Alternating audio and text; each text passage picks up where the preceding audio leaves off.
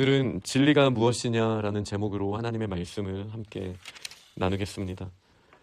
두 세계가 겹쳐집니다. 두 진리가 충돌합니다. 오늘 본문에 보여지는 내용입니다. 예수님은 과야바에게 끌려갔다가 다시 관정으로 끌려가시게 되었습니다. 그때는 새벽이었습니다.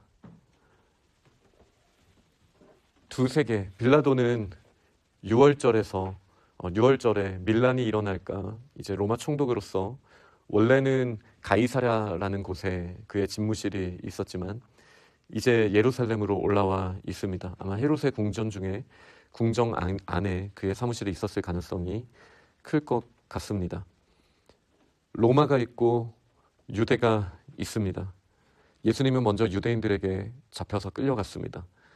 그리고 그곳에서 이제 모욕을 당하고 또 누군가는 예수님의 얼굴을 치기도 했습니다. 그리고 그 와중에 베드로는 예수님을 3번 부인했습니다.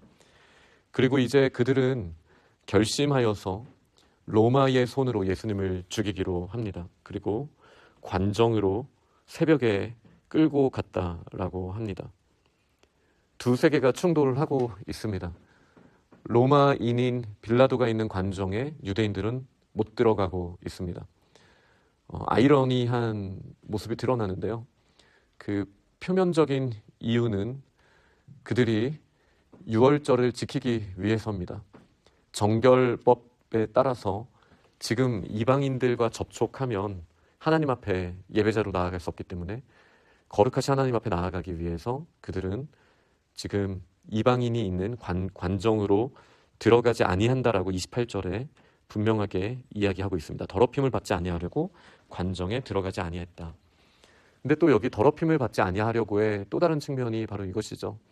예수님을 죽이는 것에 있어서 자기들이 더럽힘을 받지 아니하려고 관정에 예수님만 보내고 그들은 또 들어가지 않고 있는 것이죠. 두 세계가 충돌할 때 우리는 보통 이런 식으로 갑니다. 유다인가 로마인가? 유대인들은 유다의 세계관 안에서 로마를 거부하는 척하면서 로마를 이용하고 있습니다. 로마의 세계에 있던 빌라도가 이제 관정을 떠나서 유대인들 앞으로 나가게 됩니다. 다시 두 세계가 만난 것이죠. 너희가 무슨 일로 이 사람을 고발하냐? 로마에 있는 사람이 유다에게 일어난 일을 묻고 있습니다. 그러나 여전히 방어적으로 유다인들은 이야기를 합니다. 정확하게 말하면 유대 종교 지도자들이라고 말할 수 있겠죠. 이 종교 지도자들은 행악자이기 때문에 당신에게 넘겼습니다 라고 하자 지금 이제 핑퐁하고 있는 거예요. 빌라도는 그러면 너희의 법대로 심판해라 라고 다시 그쪽 세계로 예수님을 넘기려고 합니다. 그러자 유대인들은 이렇게 말합니다. 사람을 죽이는 권한이 없습니다. 절반의 진리라고 생각합니다. 유대인들은 종교법을 어기면 돌을 던져서 죽이지 않았습니까? 스데반도 그렇게 죽었고 바울도 그렇게 죽을 뻔하지 않았습니까? 물론 바울은 돌을 던진 자의 입장에서 던짐을 받는 자의 입장까지 다 경험하긴 했지만 정말 유대인들이 사람을 죽이는 권한이 없는가? 유대의 세계에는 있죠. 그러나 로마의 세계에는 유대인들에게 그 권한이 있다라고 말하는 순간 무너지지 않겠습니까? 그러니 두 세계가 충돌한 이 상황에서는 그들은 절반의 진리를 말하고 있습니다. 다시 말해 두 세계가 충돌했을 뿐만 아니라 두 진리가 충돌하고 있습니다. 무언가는 가짜겠죠. 그러나 성경은 이는 예수께서 자기가 어떠한 죽음으로 죽을 것을 가리켜 하신 말씀을 응하게 하려 함이로라. 이 두 말도 안 되는 이 가짜의 장난질을 객관적으로 보시면서 이런 일이 일어나는 것, 유다인들이 예수님을 빌라도의 손에 넘기는 것, 결국은 예수님께서 말씀하신 어떠한 죽음으로 죽을 것을 가리켜 하신 말씀을 응하게 하려 하십니다 라고 지금 하나님께서는 요한을 통해 우리에게 들려주셨습니다. 어떻게 죽으신다라고 예수님께서 말씀하셨습니까? 요한복음의 맥락에서만 보자면 3장과 12장에 예수님께서 들려서 죽으실 것이다 라고 비밀스럽게 이야기하셨던 장면들이 있습니다. 그리고 들려서 죽는 것은 돌에 맞아 죽는 것과 다릅니다. 들려서 죽는다라는 것은 구약의 놋뱀을 떠올리게 합니다. 그게 예수님께서 요한복음 3장에서 연결해 주신 내용이었죠. 니고데모와의 대화를 가운데 연결해 주셨던 그 내용 그대로 예수님은 십자가에 들려서 저주받은 자처럼 나무에 매달려 죽으셔야 했습니다. 그것이 신명기의 말씀의 응답이기도 했고, 그리고 모세 때에 부분적으로 보여졌던 일의 구체적인 응답이기도 했습니다.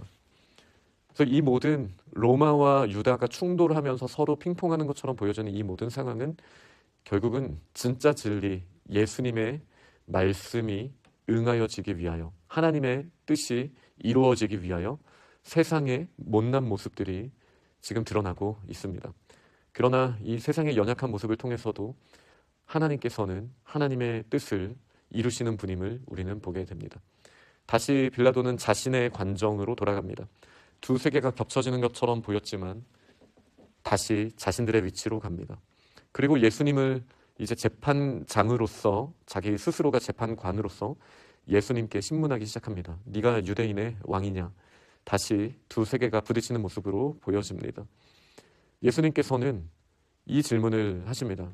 너의 스스로 하는 질문인가? 아니면 다른 사람들이 나에 대해 너에게 한 말인가? 너는 로마의 세계에서 물어보는 것이냐? 아니면 유다인의 세계에서 물어보는 것이냐?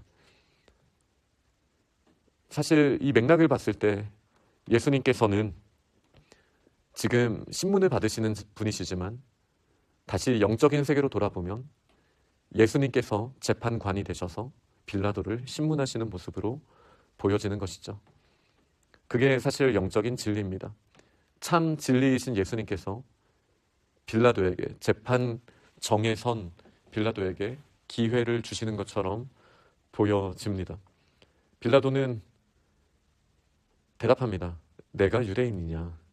나는 유대에 속한 사람이 아니다 라고 선을 긋고 다시 그의 세계, 로마의 세계에서 물어봅니다. 너의 나라 사람과 대제사장들이 너를 나에게 넘겼다. 너는 무엇을 하였느냐? 라고 빌라도가 다시 묻습니다. 예수님께서는 이 맥락을 아시고 대답하십니다. 유다인들이 넘긴 이유가 무엇입니까? 로마에 반역을 하는 자들입니다. 그 수장을 죽여야 합니다. 라고 6월절에 폭동을 가장 염려하는 빌라도에게 폭동의 주도자가 여기 있습니다. 라고 어떻게 보면 희생양거리를 넘겨준 것이죠. 그리고 빌라도는 일반적인 정치인이었으면 이 정도 타협은 그냥 하고 유다인들과 손을 잡고 가는 게 로마 총독으로서 지혜로운 일이라고 생각했을 법도 했지만, 그러나 빌라도는 여전히 유다인들이 제시한 그 타협안을 객관적으로 보려고 노력하고 있는 모습이 사실 비춰집니다. 그때 예수님은 오늘 본문의 프레임을 완전히 뛰어넘는 말씀을 하십니다. 내 나라는 이 세상에 속한 것이 아니다. 다시 말해 로마와 유다가 핑퐁질을 하고 있지만, 그러나 예수님께서는 예수님의 나라가 이 세상의 것이 아니다라고 분명하게 이야기를 하셨습니다. 여기서 이 맥락에서 저희가 오해하면 안 되는 것이 있습니다. 그리스도인들이 이 세상의 나라에 전혀 관심을 갖지 않고 기도도 안 해도 된다는 의미로 해석을 한다면 이 본문의 맥락을 우리가 정확하게 보는 것이 아닐 것입니다. 지금은 하나님의 나라의 크기가 이스라엘에만 속할 수도 없고 로마에만 속할 수도 없다라는 더 큰 그림으로 우리가 보는 것이 맞겠습니다. 만약에 하나님의 예수 그리스도의 나라가 부분적으로 이 세상에만 속한 것이었더라면 예수 그리스도의 종들이 이 아무것도 아닌 로마와 이스라엘이 감히 예수님을 모욕하려고 할 때 가만둘 수 있겠습니까? 심지어 어부였던 베드로조차도 칼을 꺼내 들었는데 천군 천사들이 가만히 있었겠습니까? 만약에 이 세상에서의 전쟁의 승리가 목적이라면 그렇지 않죠. 그렇기 때문에 하나님께서는 이 세상의 방식을 폐하시기 위하여 이 세상의 방식대로 심판받는 과정이 반드시 필요했었습니다. 그렇기 때문에 지금 재판정에 서신 것입니다. 내 나라는 여기에 속한 것이 아니다 라고 예수님은 다시 말씀하십니다. 빌라도가 다시 묻습니다. 네가 왕이 아니냐? 첫 번째 질문이 그것이었죠. 네가 유대인의 왕이냐? 라고 물어봤었고, 그러면은 네가 왕이 아니냐? 라고 여전히 자신의 틀에서 대답을 합니다. 그리고 사실은 재판장으로서 정확한 기록을 남기기 위하여 무죄다라고 말하려면 그 단어를 들었어야 했습니다. 내가 왕이 아니다 라고 얘기했으면 빌라도는 놓아줬을 것입니다. 그러나 예수님은 그것을 원하시지 않았고, 그리고 물론 맥락을 설명해서 내가 로마의 왕으로 온 거 아니야, 지금 정치적인 유대의 왕으로 온 것 아니야 라고 얼마든지 말할 수 있었겠지만, 아마 저였으면 그렇게 했을 거고, 지금 이런 맥락이 일어나도 저는 제 성정상 아마 그렇게 다 설명을 했을 것입니다. 그러나 예수님께서는 진리에 대해서 그들이 이해할 수 없다 할지라도 진리로서 선포하십니다. 내 말과 같이 내가 왕이다. 빌라도도 이해할 수 없고 유대인도 이해할 수 없었습니다. 그러나 예수님께서는 선포하시고 그 책임을 감당하십니다. 내가 왕이다. 내가 이를 위하여 태어났다. 이를 위하여 세상에 왔다. 예수님은 왕으로 이 세상에 오셨습니다. 목자 없이 유리하는 우리들을 불쌍히 여기셔서 왕으로 오셨습니다. 예수님의 백성은 예루살렘에 있었고 가이사랴에 있었고 또 로마에도 있습니다. 그리고 이 왕에 대해서 한 가지 사실을 더 말씀하시죠. 곧 진리에 대하여 증언하려 함이로라. 예수님이 왕으로 오신 이유가 진리에 대해서 증언하시기 위하여 오셨다라는 것입니다. 진리라는 말은, 여기서 말하는 진리라는 것은 숨겨진 것이 드러나게 된 것이라는 어원적 의미를 가지고 있습니다. 지금 숨겨져 있는 하나님의 나라를 드러내시기 위하여 예수님은 대가를 치르시기 위하여 십자가에 매달리셔야 했습니다. 그러니 세상이 오해하고 있는 정치적 지도자는 아닐지라도 예수님은 유대인의 왕이 맞습니다. 그리고 유대인의 왕으로서 십자가에 못 박혀서 죽으셔야 했습니다. 그렇게 했을 때 진리가 세상에 드러나게 되고, 이렇게 예수님이 목소리를 내셔서 이야기하셔야 진리에 속한 자들은 예수님의 음성을 듣게 된다라고 37절에 그렇게 말씀하셨습니다. 그리고 빌라도가 이렇게 이야기하죠. 진리가 무엇이냐. 예수님께서는 요한복음에 이미 내가 곧 길이요 진리요 생명이다 라고 말씀하셨고, 그 진리가 감추어져 있다가 드러나게 되는 것을 조금씩 제자들에게 알리셨습니다. 그리고 지금 빌라도 앞에서 이 말씀을 하시고 십자가에 못 박혀 죽으심으로써 그 진리는 보여지게 됩니다. 빌라도는 질문합니다. 진리가 무엇이냐? 진리가 무엇입니까? 라고 재판장이 이제 피고석에 선 죄인에게 물어보고 있습니다. 원래 재판장이 진리를 선언해야 합니다. 그리고 참 재판관이 예수 그리스도시라고 지금 성경은 이야기하고 있는 것입니다. 예수님이 진리이십니다. 왕으로서 죽음을 당하시기 위해 오셨고, 그리고 죽으신 예수님, 부활하신 예수님을 예수 그리스도께 속한 자들은 그 음성을 듣고 진리를 알게 됩니다. 결국 예수 그리스도 앞에 나아가는 자만이 진리를 알게 됩니다. 지금 빌라도는 그 기로에 서 있는 것처럼 질문을 하고, 이 두 세계가 겹치는 것 이상으로 진짜 세계가 드러났던 이 순간이 마무리되게 됩니다.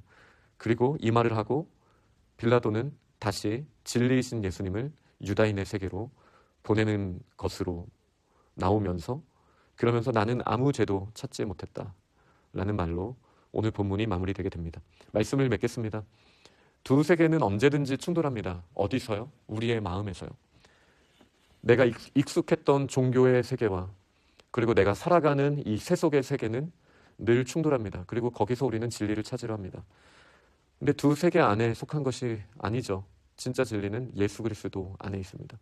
우리는 이 두 세계를 뛰어넘어서 일하시는 예수님에 대한 기대함을 날마다 가져야 합니다. 그리고 십자가에서 부활을 통해서 진리를 완전하게 드러내신 예수 그리스도의 음성을 들을 때에만 우리는 진리 가운데 거할 수 있습니다. 오늘도 진리 가운데에서 승리하는 우리 믿음의 사람들이 다 되시기를 간절히 축원합니다. 아멘.